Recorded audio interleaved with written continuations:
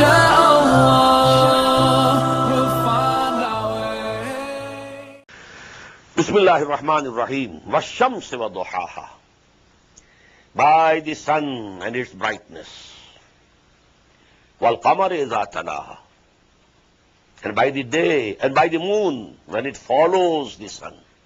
Tala yatlu means to follow. This tilawa, tilawatul Quran, this word is derived from this root. In reading Quran, we follow with the text. And some of the people, they move their fingers along with the text. You might have seen. So it's the following. You are following the text. But the exact literal meaning of tala yatlu is to follow someone. By the sun and its brightness, and by the moon when it follows the sun. وَالنَّهَارِ إِذَا جَلَّاهَا. And by the day when it reveals the sun, as if day has shown us the sun. وَاللَّيْلِ إِذَا يَغْشَاهَا. And by the night when it enshrouds the sun, covers the sun. Sun is gone, not visible. وَالسَّمَاءِ وَمَا بَنَاهَا.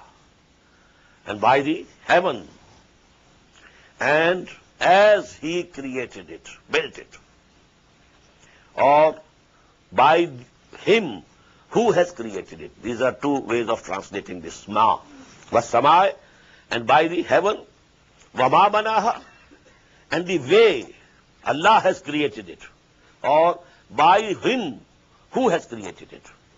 Wal ard wama tahaha, and by the soul, by the earth, and by him who created it, spread it, or by the earth, and as it has been spread. Wa nafsin wa ma sawwaha, and by the human soul, and as he has finished it, created it, finished it, given him the finishing touches. These are the 8 ayat. فَأَلْهَمَهَا فُجُورَهَا وَتَقْوَاهَا. Then he has inspired in it, in the soul, human soul, with the consciousness of the wickedness and piety. This human soul is not blind. It sees. This is right, this is wrong. This is good, this is bad. These basic moral values are inherent in human spirit, human soul. Man knows by his very nature, this is good, this is bad, this is evil, this is good. Now what is the statement on which these 8 oaths have been taken? Now, if there are differences, there will be different ends also. وَالشَّمْسِ وَضُحَاهَا وَالْقَمَرِ إِذَا تَلَاهَا وَالنَّهَارِ إِذَا جَلَّاهَا وَاللَّيْلِ إِذَا يَغْشَاهَا وَالسَّمَاءِ وَمَا بَنَاهَا وَالْأَرْضِ وَمَا طَحَاهَا وَنَفْسٍ وَمَا سَوَّاهَا فَأَلْهَمَهَا فُجُورَهَا وَتَقْوَاهَا قَدْ أَفْلَحَ مَنْ زَكَّاهَا وَقَدْ خَابَ مَنْ دَسَّاهَا. All these oaths are on this statement. Successful will be only who? That who purifies this nafs. And whosoever buries it, dassaha, whosoever buries it in the dust, he is a failure, he is doomed. This ayah has first once more come in Surah Al-A'la, Sabbih isma rabbika al-A'la. Qad aflaha man tazakka. Qad aflaha man tazakka. Half of this statement was there. But here this statement, if you see the day and the night, if you see the sun and the moon, if you see the sky and the earth, if you are seeing all these things different, so the end will be different. If the good and evil are different, then there are going to be 2 goals, 2 ends. Qad aflaha man zakkaha. Definitely, successful will be one who purifies his soul. وَقَدْ خَابَ مَنْ دَسَّاهَا. Dassa yadusso. We had read it, that a Bedouin, when it was told to him that a daughter has been born, then he kept on thinking, should I keep her despite all this humiliation, or I should go and bury him in the dust, in the sand. That is the saha. I told you, if this nafs has not been purified, if this id and libido has overwhelmed it, what does it mean? As if this soul or spirit is dead and buried in this grave. Now this body of mine is a grave for this soul. قَدْ أَفْلَحَ مَنْ زَكَّاهَا وَقَدْ خَابَ مَنْ دَسَّاهَا. Now this happens at the individual level, and this happens also at the collective level. So collective level is mentioned in the remaining 5 ayat of this surah. كَذَّبَتْ ثَمُودُ بِطَغْوَاهَا إِذِ انبَعَثَ أَشْقَاهَا فَقَالَ لَهُمْ رَسُولُ اللَّهِ نَاقَةَ اللَّهِ وَسُقْيَاهَا فَكَذَّبُوهُ فَعَقَرُوهَا فَدَمْدَمَ عَلَيْهِمْ رَبُّهُمْ بِذَنبِهِمْ فَسَوَّاهَا وَلَا يَخَافُ عُقْبَاهَا. صدق الله العظيم. One thing I told you before is that from Surah Al-Muzammil till the end of the Quran, all these surahs are in perfect pairs. But at some places you will find 2 pairs can be grouped together to make a subgroup. And this is the first example. Surah Al-Shams and Surah Al-Layl, they are a pair. Surah Al-Duha and Surah Al-Inshirah, they are a pair. But all 4 of them go to make a subgroup. There is one subject which develops gradually in these 4 surahs. I told you that in Surah Al-Shams there are 8 ayat of oath. But the reality or the statement on which these oaths have been taken by Allah subhanahu wa ta'ala, وَالشَّمْسِ وَضُحَاهَا وَالْقَمَرِ إِذَا تَلَاهَا وَالنَّهَارِ إِذَا جَلَّاهَا وَاللَّيْلِ إِذَا يَغْشَاهَا وَالسَّمَاءِ وَمَا بَنَاهَا وَالْأَرْضِ وَمَا طَحَاهَا وَنَفْسٍ وَمَا سَوَّاهَا فَأَلْهَمَهَا فُجُورَهَا وَتَقْوَاهَا. Now that statement comes, قَدْ أَفْلَحَ مَنْ زَكَّاهَا وَقَدْ خَابَ مَنْ دَسَّاهَا. Verily, the one who purifies his soul is successful, and the one who buries it in dust is unsuccessful. Now, we have been translating this tazkiyah by the word purification. Actually, it's very hard to translate many fundamental terms of Quran into some one word of English language. It's very difficult. Tazkiyah doesn't mean only purification. It means purifying something in order that it should develop. This word, is applied by the Arabs, Bedouin Arabs, to the function of a gardener. When he enters his garden, some of the plants he has himself sowed, either for flowers or for fruit. But around those plants he finds grass has grown up, other unwanted vegetation is there. So what's the result? Whatever is the nourishment in the soil is now shared by this also. It's not all going to the plant which you have sown. In the same way, the oxygen from the air, that is also being shared. So he removes all these things.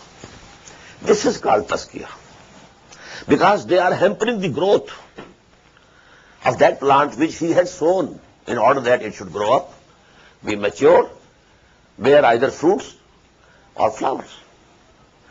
So man actually is a plant of Allah subhanahu wa ta'ala. He has planted it. And he wants to see it flourishing, growing. But what type of growth? Not the growth of an animal. His growth as vice student of Allah subhanahu wa ta'ala, who reflects the attributes of Allah subhanahu wa ta'ala in his personality. So this process to remove all the hindrances in the way of the spiritual development of a human being, which is tazkiyah. قَدْ أَفْلَحَ مَنْ زَكَّاهَا. Only that one is successful who has really purified his soul, developed his soul, his ana, his khudi, which Allama Iqbal calls ta'mir khudi, construction of yourself. قَدْ أَفْلَحَ مَنْ زَكَّاهَا وَقَدْ خَابَ مَنْ دَسَّاهَا.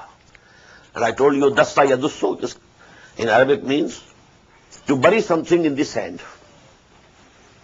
This, you know, came in Quran for those Arab Bedouins who used to bury their female child's daughters alive. Am yadussuhu fit turab. He kept on thinking, should I keep him, keep her with me, despite this humiliation, or I should bury her. So dassa yadussu. This is it. وَمَنْ خَابَ وَقَدْ خَابَ مَنْ دَسَّاهَا. If you can't take care of that real self of yours, and you are only taking care of the animal self of yours, the animal aspect of your existence, then this animal existence of yours becomes like a grave in which that spirit is buried. Only this grave is mobile, it is moving. It's not fixed at one place. But every human being then becomes a mobile grave of his real spiritual identity and self.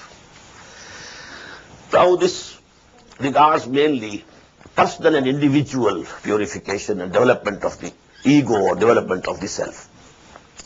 But now we come to the collective level, human society. This also behaves in the same way. If there is no arrangement of a purification of that society and that nation, that people, that community, it is doomed. So a process has to continue, which we call Amr bil Ma'ruf Nahy anil Munkar. At the collective level, this enjoining upon people whatever is good and forbidding them from whatever is wrong, it is actually the purification of the society. This process has to continue if this society is to live as a healthy society. If this process comes down, then the society is doomed, and then Allah subhanahu wa ta'ala sends a devastating chastisement, and they are finished. So one example, all the messengers of Allah who came, they were doing this, purifying, trying to purify the nation, purifying the society, purifying the community from the evils and ills, moral ills, or, transgressions against Allah subhanahu wa ta'ala. But if they failed, actually they didn't fail, the society or the community or the nation failed. Then a devastating chastisement of Allah came and they were destroyed. One example is quoted here. كَذَّبَتْ ثَمُودُ بِتَغْوَاهَا. The Samud belied the truth in their insurgence and transgression. Hazrat Salih alayhi salatu wasalam was sent to them. But this nation failed. إِذٍ بَعَثَ أَشْقَاهَا. Now to cut a long story short, well, you know that she-camel was given to them as a very big sign of Allah subhanahu wa ta'ala at their demand. But then, one of the chiefs, who was the most wicked, most wretched chief, he rose up to kill the she-camel. فَقَالَ لَهُمْ رَسُولُ اللَّهِ نَاقَةَ اللَّهِ وَسُقْيَاهَا. The messenger of Allah warned them. Beware, it's the camel of Allah, it's the she-camel of Allah. Don't touch it. لَا تَمَسُّوهَا بِسُوءٍ. At another place we have read. نَاقَةَ اللَّهِ وَسُقْيَاهَا. And keep its turn of drinking water. Don't touch it with any bad intention. But فَكَذَّبُوهُ فَعَقَرُوهَا. But then they belied him and killed her. فَدَمْدَمَ عَلَيْهِمْ رَبُّهُمْ بِذَنبِهِمْ. So their Lord crushed them for their sin. فَسَوَّاهَا, and leveled them to the ground. Or another meaning is, made them all equal. What does it mean? There were rich, there were poor. There were the leaders, there were the led, common people. But when this chastisement comes, then all are equally involved in it, inflicted by it, afflicted by it. So we have that ayah in Surah Al-Anfal. وَاتَّقُوا فِتْنَةً لَا تُصِيبَنَّ الَّذِينَ ظَلَمُوا مِنْكُمْ خَاصَّةً. Beware of that chastisement that comes, if it comes.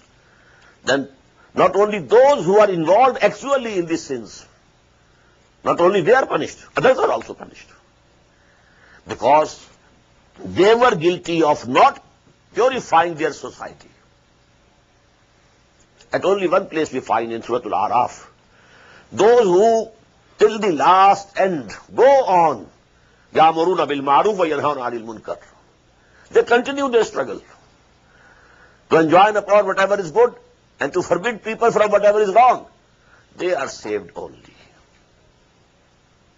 Otherwise, whether people were actually involved in that sin or not, both are included in the collective chastisement that comes.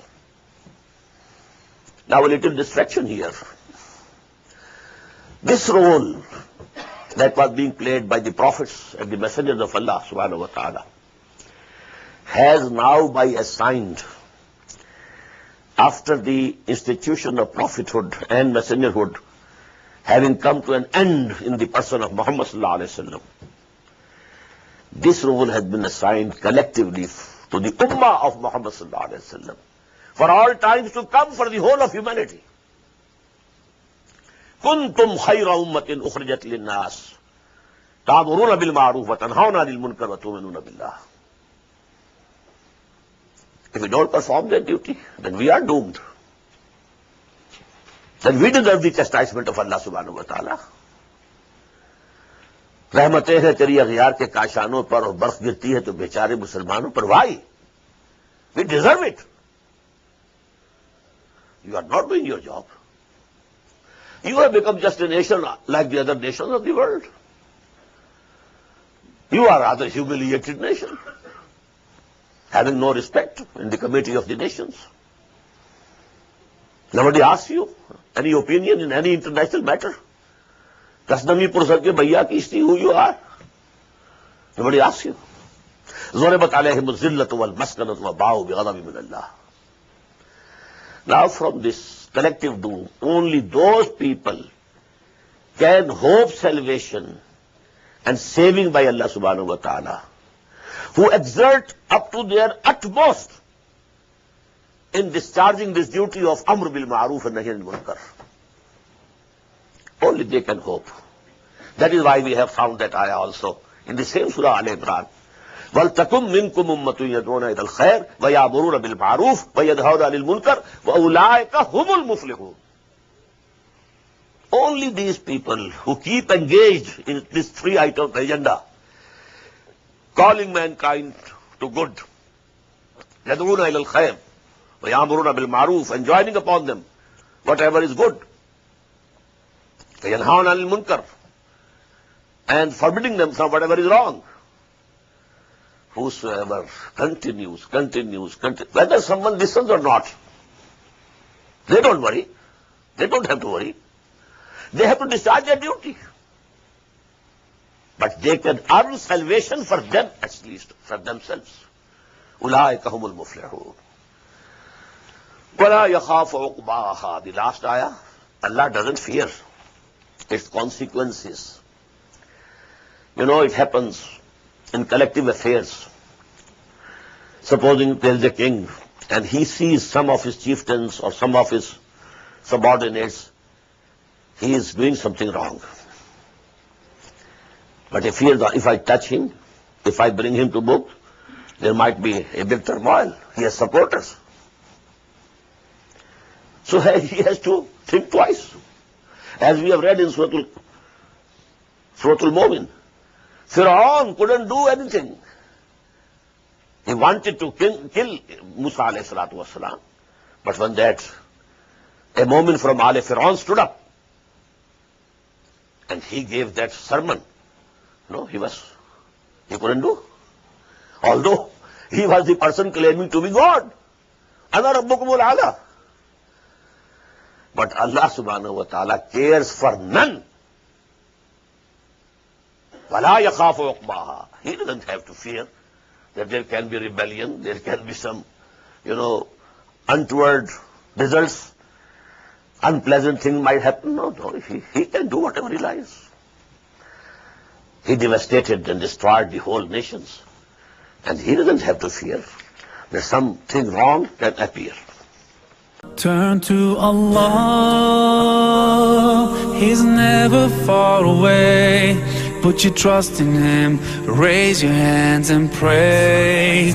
Ooh, ya Allah, guide my steps, don't let me go astray. You're the only one who can show me the way. Show me the way. Show me the way. Show me the way. Inshallah.